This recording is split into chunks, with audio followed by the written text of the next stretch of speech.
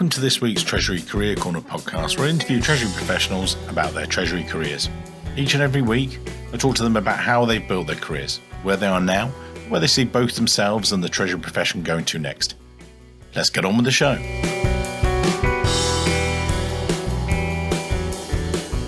In this week's show, delighted to be joined by Mina Nasif, the Chief Visionary Officer at Beacon FinTrain.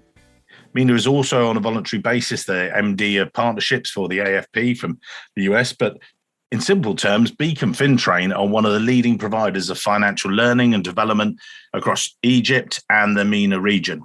They provide an array of different professional business and financial training services. I often see Mina popping up on my LinkedIn stream, giving the latest class or bringing lots of Treasury professionals up the curve, as it were. And, it's great to see. And that's why I reached out to him, because I thought, wow, this is something we do cover and we talk about on the podcast a lot of time, but actually Mina really focuses in on that. So I thought that was something we should, bring up, if you like. But he's got a practical background. He's come from Treasury and finance and then got into this. And that's what we're going to explore on today's show. But as always, I'm going to shut up. I'm going to let Mina talk us through his background. Take us back to the very beginning, if you would, Mina, and how you first got started in finance. Then you discovered the wonderful world that is Treasury, and then bring us up to date. So over to you, sir. Thank you, Mike. I've been in the corporate treasury career a long time ago. That was 2006, and I did start to touch base with the profession in Algeria with a company called Al Swedi.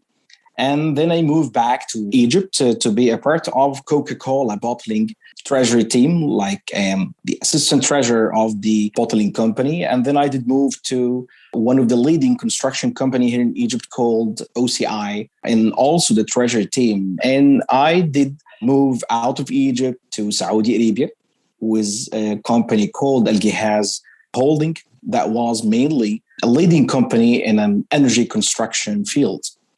And then I get back to Qala. I was the group corporate treasurer for a company of the Qala group called TAQA Arabia. And recently I did surrender being treasury staff and moved to be an advocate for the AFP and also do the thing that I'm in love with, which is financial training.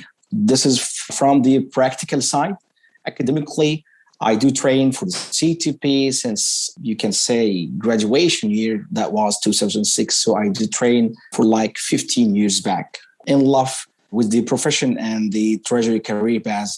My dual profile is between a hands-on experience in corporate finance and treasury, and also to radiate the treasury knowledge for the new generation and to the existing practitioner in the region.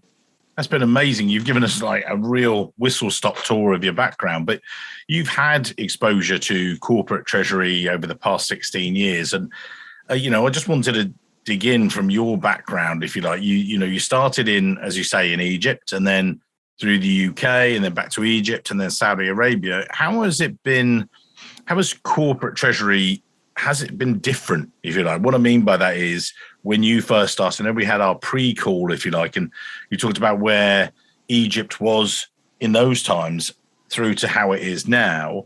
How have you seen treasury and if you like, as you're walking along through your career, you've gone through these different countries, how has it evolved? Is it, that it's always been about the cash and all the way through, or, how has it changed, if you like? Well, to answer this question, I have to tell you that, in my opinion, I think the corporate treasurer is segmented to three clusters. Like 50% of the successful corporate treasurers is the relationship. So if you are able to deal with different culture, speak a different language, and shake hand with what we call it the market norm in several areas of the world, you will get to use it and will shortly plug in at a several environment. So you can say 50% of the fun of the journey was to build a relationship with a multinationality people, different mindset, different culture base, and managing a team with a multi-diversitude cultures. And 25% for the hand-on experience, because the banks is different from a country to another. And there is what we call it a banking practice. If we are comparing London banks to Saudi Arabia banks to Egyptian banks, there is a lot of similarities and also a lot of different culture base, or what we call it. The people from the origin country can speak the same language, a way of being out of the country. So if you are able to plug in quickly, you are able to speak the same language. And my segmentation, the third part, which is your knowledge. I did equip myself with the CTP, and I've been able to plug or assign the right treasury product across several countries based on the know-how inside the curriculum, and speak what we call it a global cash management language. So if you're speaking to a bank and ask for MT940 Swift version, it is the same worldwide. Mm-hmm. And if you are asking to have an opening Swift code for like MT700 to open a Swift for another bank, it is a global language. It was fun. And also the diversity is a value added to accept everyone. The real challenge, I think, moving between several countries was to deal with several culture, because it is challenging to have like a 7 or 8 nationality and the same team with what we call it a different characteristics. However, I think this is the real value added of the journey, to deal with different people and jump out of the comfort zone. And you say that was sort of, so 50% relationship, 25%, the sort of, and what was the final piece, would you say? Or was that the final? The 50% was the relationship, 25% for your hand-on experience of the profession, yep. And finally, the 25% was the knowledge. Right. So if you are building the right treasurer profile, I think you have to be a people of relation. You have to be a people of values.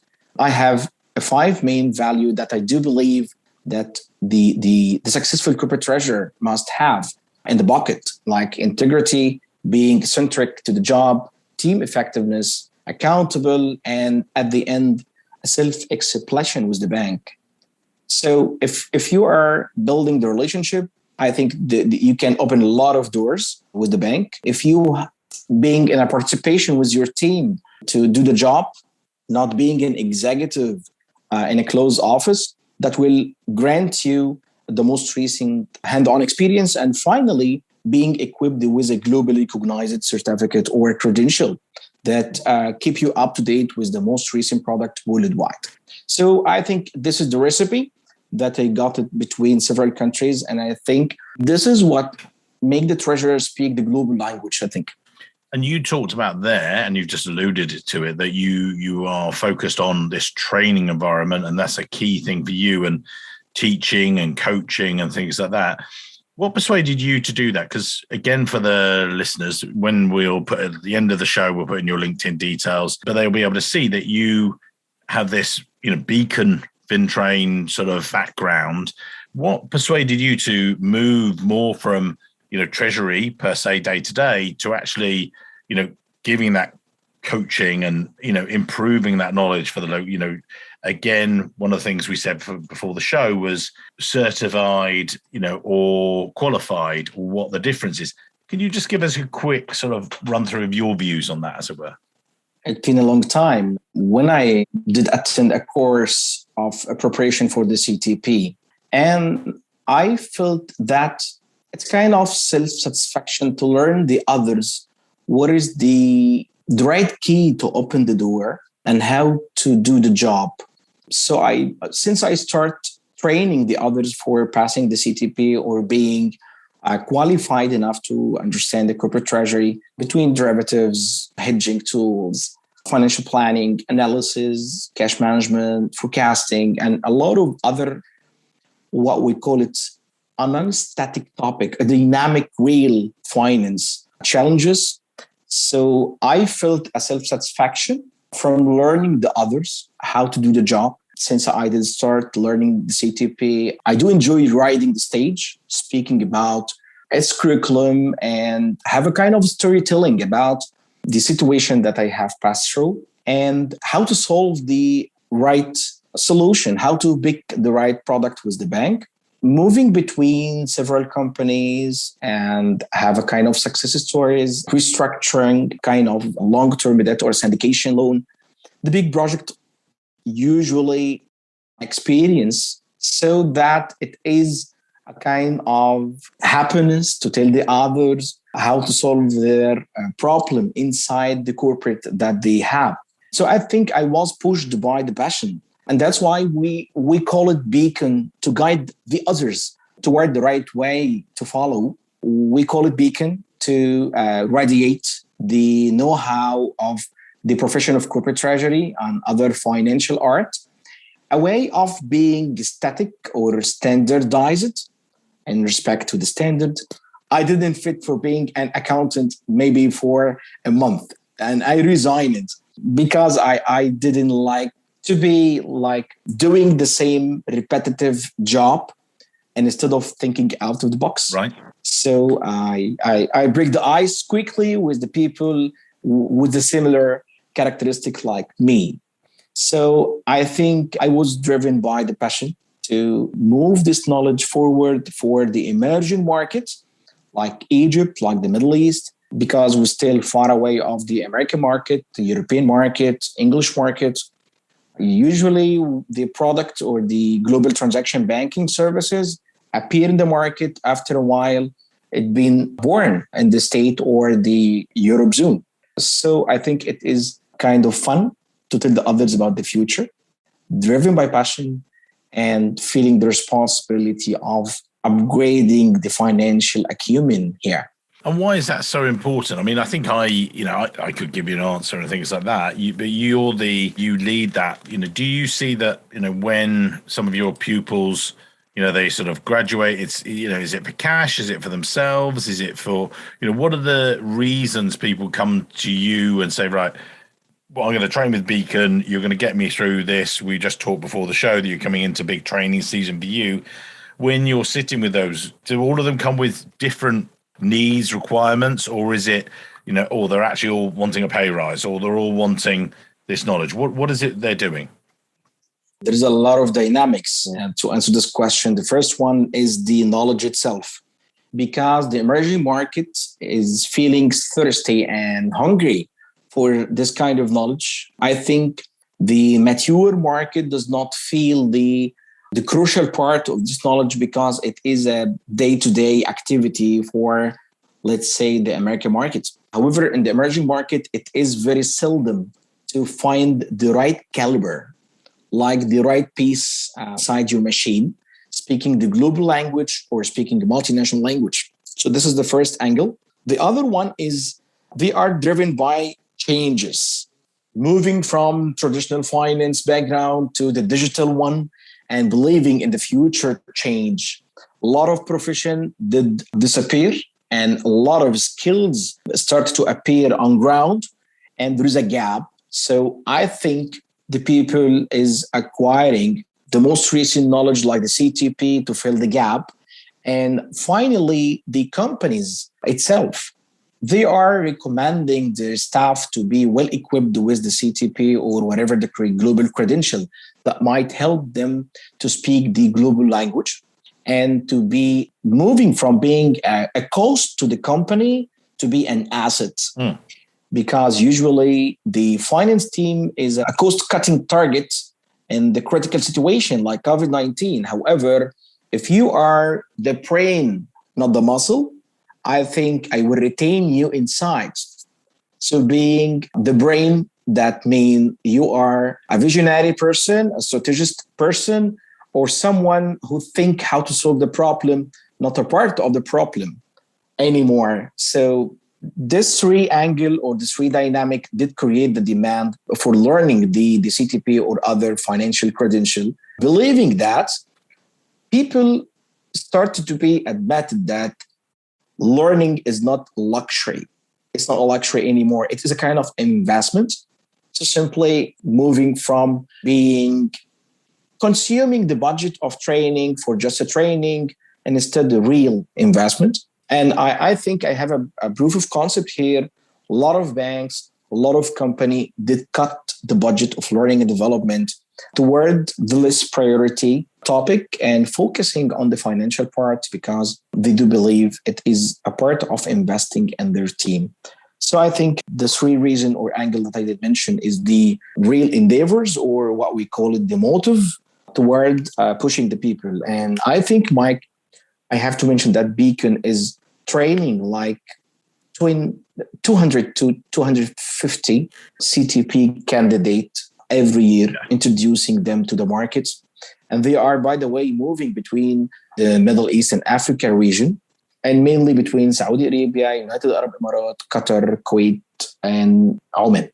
So if someone's listening today and, a number of people who are qualified by exam, we also have people who are qualified by experience, and there's a place for both of those and things. And in the past we had not a conflict, but somebody said, well, I've got as much experience as that person, and but they've got the magic bit of paper, they've been through a formal program.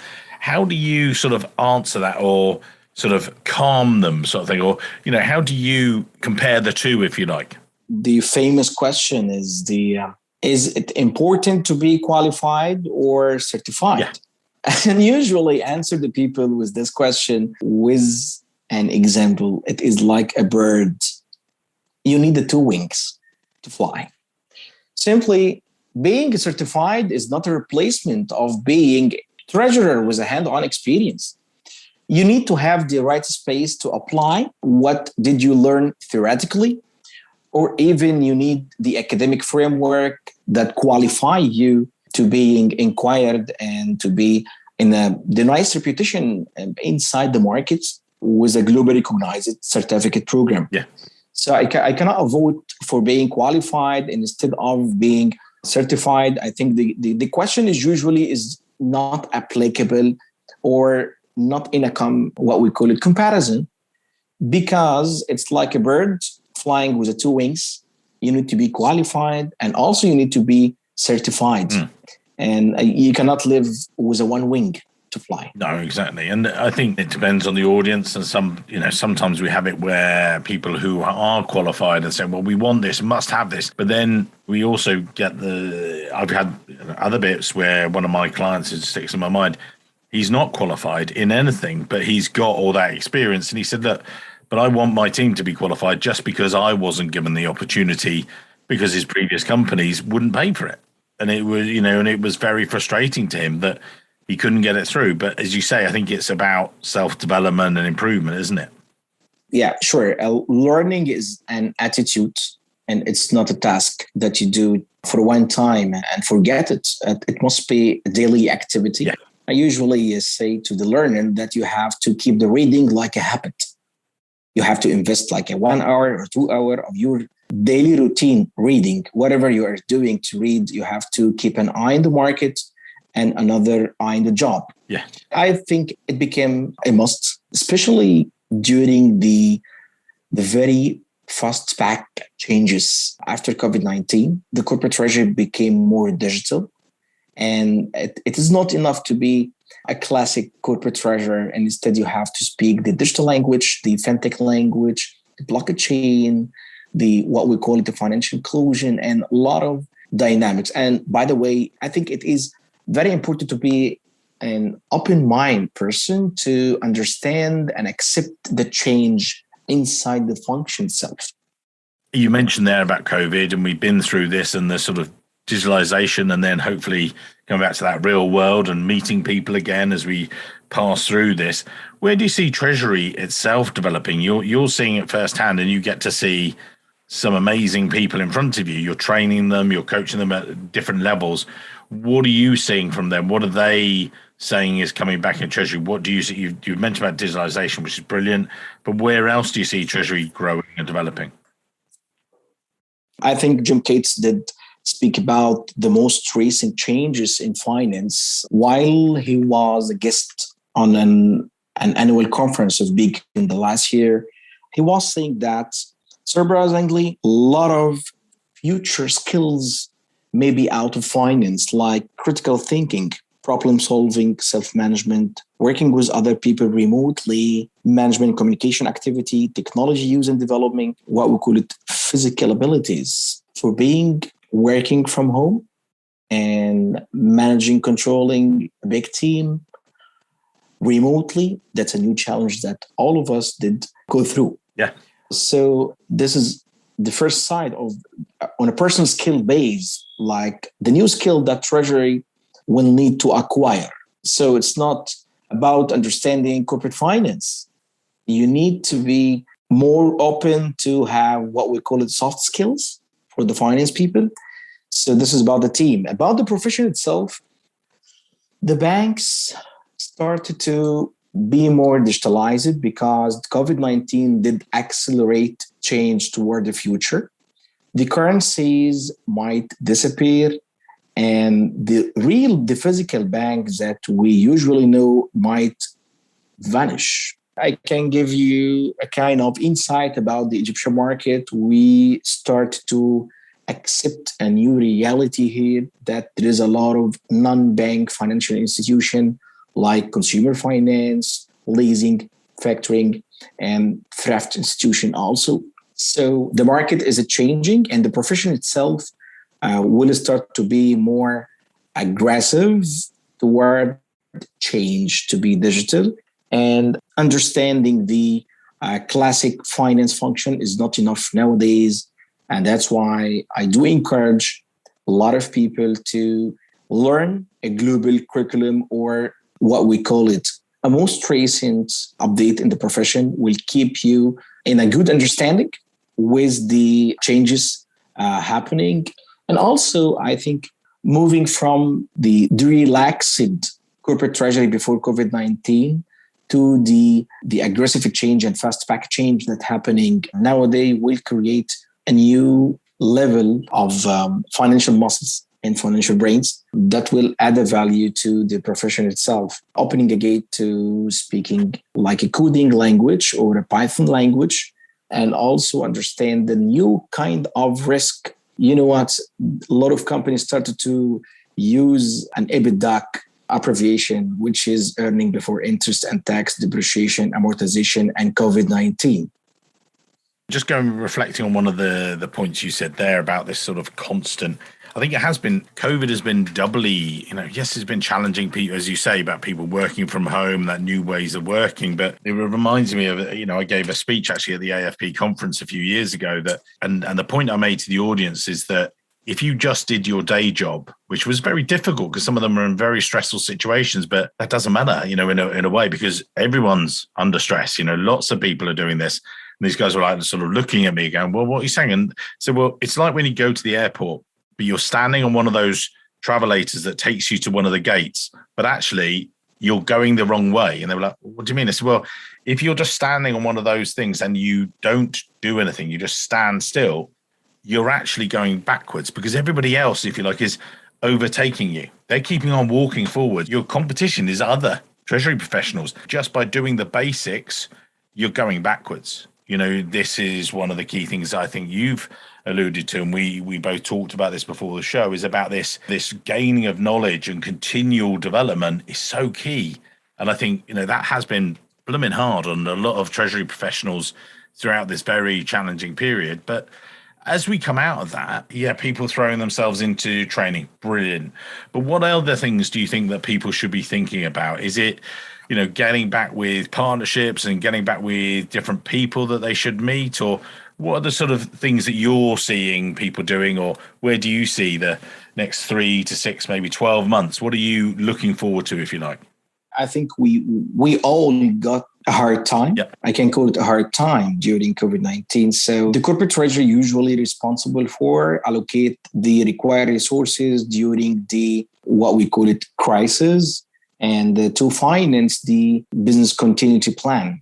I think the largest business continuity plan, I think in the history, that was during the terrorism attack that happened in the United States for Bank of America. Yep. I think we have to be the security side of the business, allocating the required resources and plan for the worst, like under-promising and overachieving, because it wasn't easy, especially for the emerging markets. Believe it or not, the state and United Kingdom did succeed to decrease the what we call it the cost of funds to the negative level.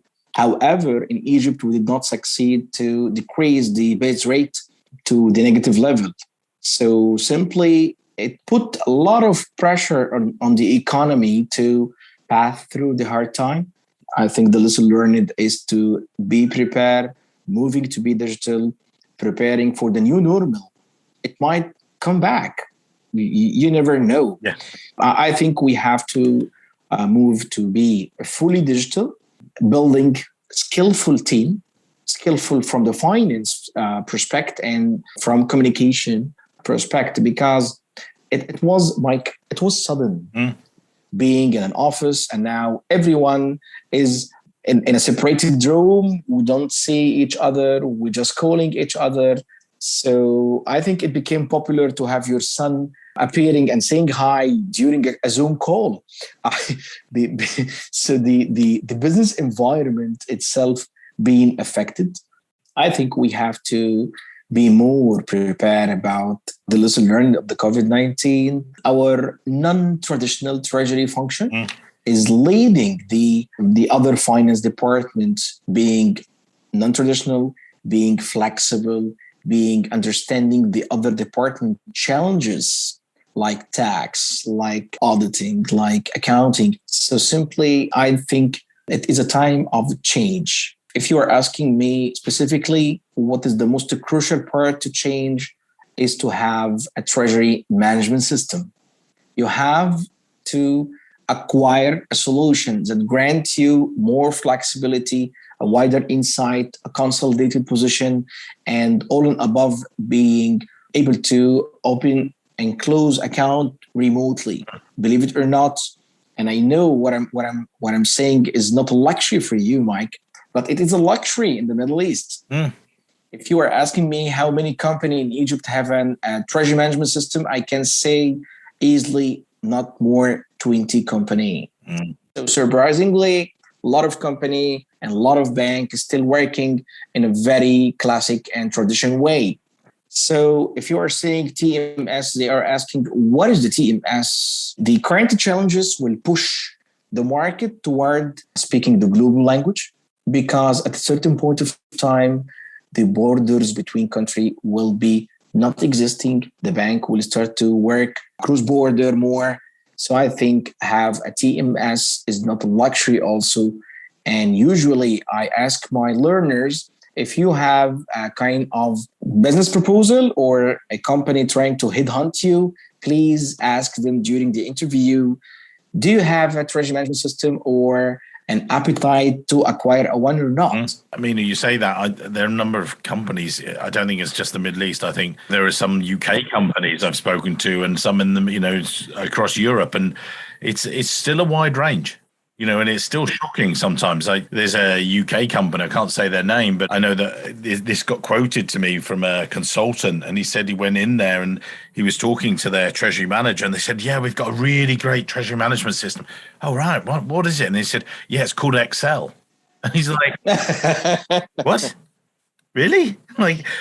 And she was like, yeah, this is what we use, and it's really robust. It's really this. And he was like, sort of just his eyes and chin dropped down, and he was like, right, it's not robust. And he said, we can, right, okay. And but it's just different people's acceptance of things like that. So yeah, I think it's a wider problem, if you like. So I wouldn't just put it, but exactly, I think that's a good question for people to be asking.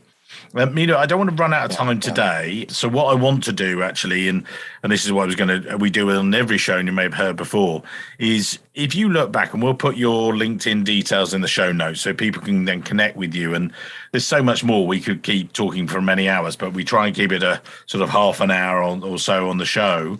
If you look back over your career and people looking at it and say, oh, do you know what? I'd love to have a career just like him and things like that. What are the main tips you would give us today to take away with people? I think that's, a good tip about, if people are going for interviews and stuff, but if they're looking more at you and say, actually, I'd like to follow in his footsteps or want to do a similar thing. What tips would you give to people listening today? And one word, perseverance. That's it. If you would like to follow my steps, you have to keep the perseverance. However, I do believe that every one of us is unique. I don't encourage others to follow me and instead of build their own stories, because usually there is no one way of success in whatever, maybe the corporate treasury. However, what I'm trying to say is you have to keep trying, knocking the doors, don't stop learning, keep yourself passionate with whatever you would like to be in the future, and just keep yourself in a learning cycle. And that's it. One day the door will be open. Well, you said you just came up with the one word perseverance, but actually, as you say, there's far more in there. There's the perseverance, but there's also having that passion for learning, which you truly embody, with a lot of the activity you do. So long may that continue, sir. And yeah, people can connect with you. They can see your company. They can see the expertise you're giving and passing on to people. And as always, it'd be great to have you in their networks because they'll be able to see, firsthand some of the posts about coaching people and leading them and things like that. So keep up the good work, sir. And thank you for your time today. Well, Mike, it is a pleasure being hosted by you, good self. And thank you for you and your team also for preparation this podcast. Pleasure, sir. Many thanks. Hello, it's Mike here again. I hope you enjoyed this week's show. If you did, then maybe you want to follow the show or subscribe, depending on where you listen, whether that's iTunes, Spotify, or another great place to listen to the show from. It's totally free and means that you'll be the first to see each and every week when we release a new show. And maybe whilst you're there, you could even leave a quick review. Reviews and ratings are among the most important metrics for a podcast to effectively rank. And as you can probably appreciate, the podcast is a lot of hard work to produce every week. It'd be amazing. Just take, say, 20 seconds, leave a quick review of my amazing guests and their great career stories. We'd really appreciate it. Thanks very much, and I can't wait to see you soon.